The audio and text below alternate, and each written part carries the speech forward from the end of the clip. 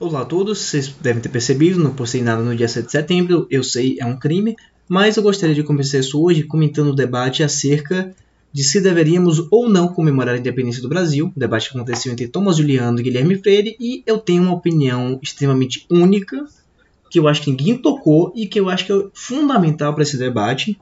Então eu gostaria que vocês acompanhassem até o final para vocês entenderem o meu argumento, deixando claro desde já que eu acho que o Guilherme Freire está certo. Mas antes de seguir em frente, para vocês curtirem, compartilharem, se inscreverem e por aí vai.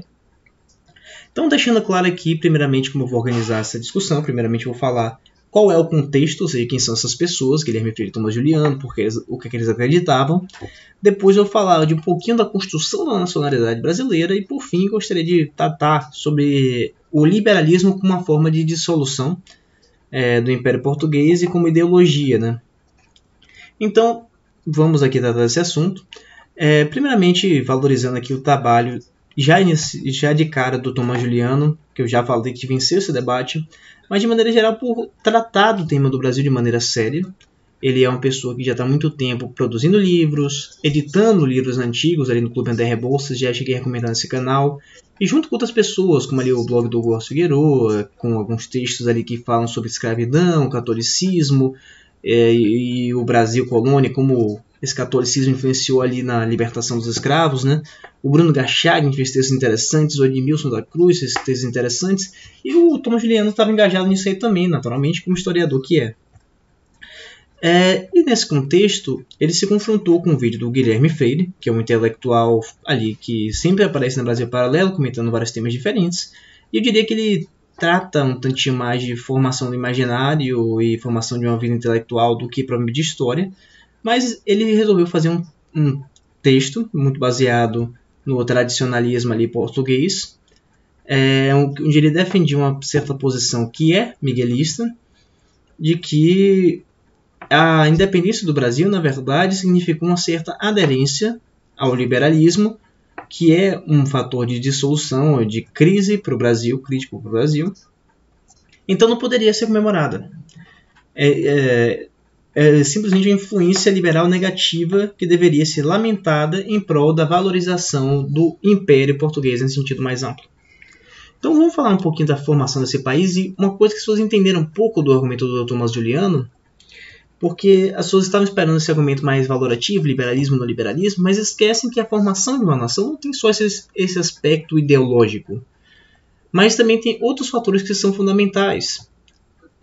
O Thomas Juliano menciona que no momento da independência o Brasil não estava conseguindo ter sua voz ouvida nas cortes portuguesas, que alguns dos representantes do Brasil eram até chamados de macacos quando iam peticionar coisas antes das cortes portuguesas, para conciliar as partes. E frisar também que já existia um certo nativismo local sendo gerado. Então eu gostaria de elaborar um pouquinho nessa ideia. Por quê? Porque uma nação não é só feita de se você é liberal, se você é conservador, se você é isso ou aquilo.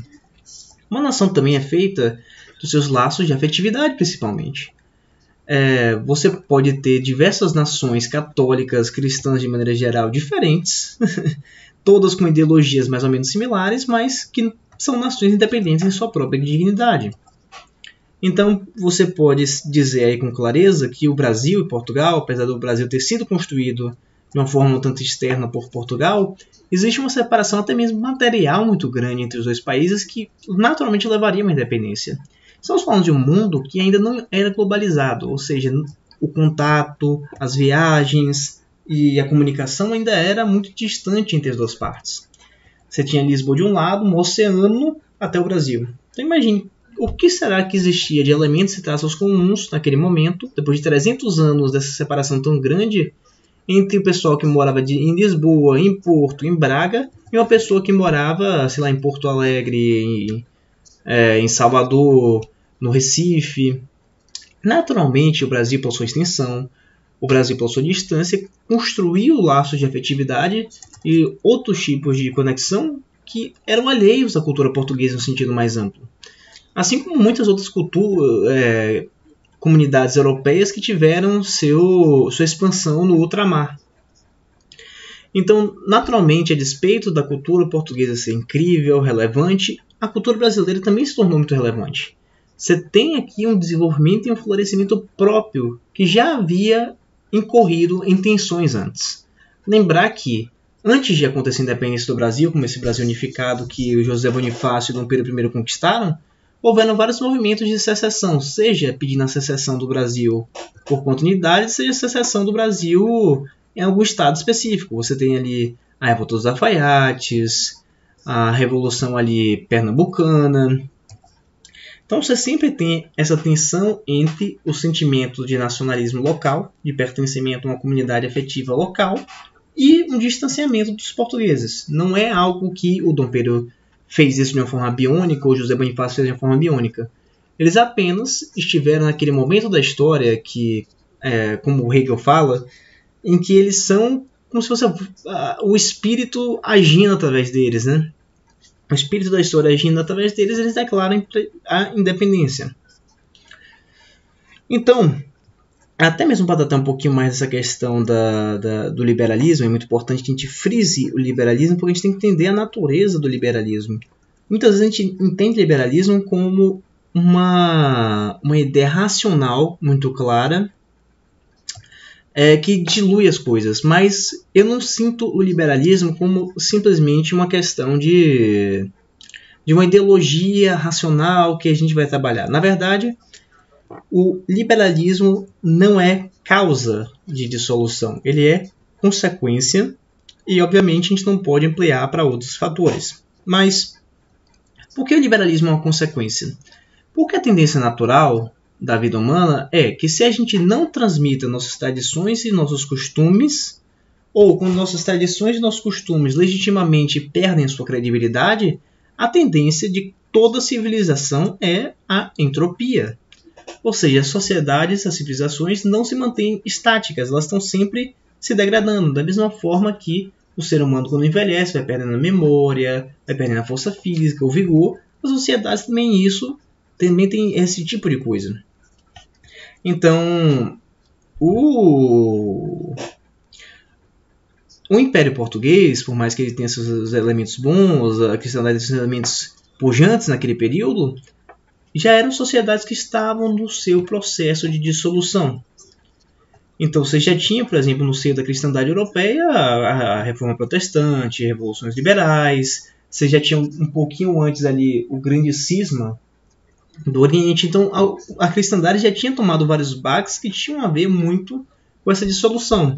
Mas na medida que aconteciam esses baques, a cristandade sempre se perpetuou e ainda se perpetua, porque novas coisas vão surgindo. O mundo não é estático, é você perder uma coisa e outra coisa foi gestada. Então, no caso, Portugal estava sim em um processo de perda da sua tradição, um processo natural de entropia, por causa que conhecimento, tradição, intelectualidade, todas essas coisas que fincam bases civilizacionais, são coisas que você tem que estar lutando o tempo todo, porque a tendência natural nossa não é o conhecimento, mas a falta dele. O conhecimento é um esforço, você tem que estar lutando por ele. E caso esse esforço não seja suficiente, isso vai se dissolver e acabou. E no caso do Brasil, você tem uma perda dessa continuidade de certas tradições, mas você tem criação de outras. Então você criou todo um perfil nacional próprio, que por mais que permeado sim de ideias liberais, isso é inegável, tem elementos que são também afetivos, valorativos, que honestamente não estão permeados de liberalismo. E na verdade o próprio Portugal estava permeado de um liberalismo que o estava esmagando, que é esse próprio processo de entropia. Então eu discordo muito do Guilherme Freire quando ele afirma que é o liberalismo que vai destruir tudo. Não, o liberalismo é consequência da destruição, que é o fator natural humano. A civilização, na verdade, é um processo pelo qual o ser humano empurra essa tendência natural liberalizante ou entropicizante em favor da sua comunidade, em favor da promoção do bem comum. Então, por isso que eu acho que minha posição com relação a esse debate é bastante única, porque acho que quase todo mundo enfatizou esse tema, não tendo em vista essa questão da utopia e da valorização de elementos únicos nacionais, mas simplesmente num debate entre positivismo, se o Tomás Juliano fosse um positivista puro, por assim dizer, mas que eu saiba ele é católico também, tanto quanto o Guilherme Freire, contra uma posição mais axiológica, mais permeada por elementos filosóficos do Freire, né?